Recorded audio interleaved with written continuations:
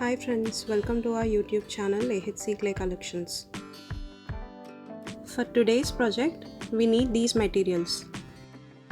Translucent clay from any brand, preferably Cernet or Primo.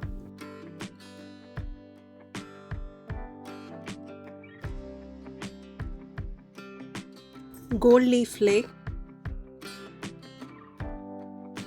Alcohol inks. I'm using here Jacquard Pinata inks. These are highly pigmented quality inks.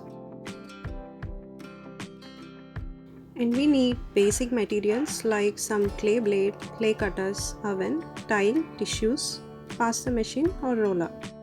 Slice clay into smaller pieces like this and add alcohol inks on every piece and mix them. I used here teal and coral colors.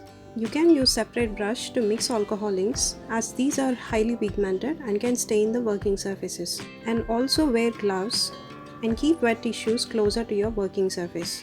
Wait until they are dry, it will not take much time.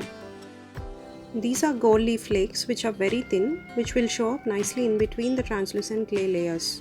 Collect all pieces and make them like a lump which can be sliced like this. Try to slice them equally. You can then layer all these slices together and roll it with a roller and then run in pasta machine to make it into a uniform layer. See how pretty the pattern is. Then cut that layer into any shape and bake them as per instructions given on clay brand. So here are the baked pieces. I want to add resin coat over this. It will enhance the look of baked vases.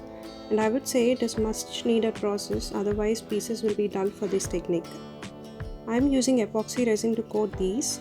I have mixed it earlier already, so I'll skip that process of mixing it. If you are aware of epoxy, it comes in two parts, hardener and resin. We need to mix those based on instructions provided, either by weight or volume. I'll make a separate video on that later.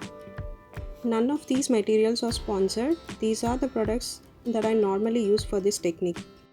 Post sanding, drilling and assembling, these are our final pieces. Please like this video and subscribe to our channel to see more videos like this.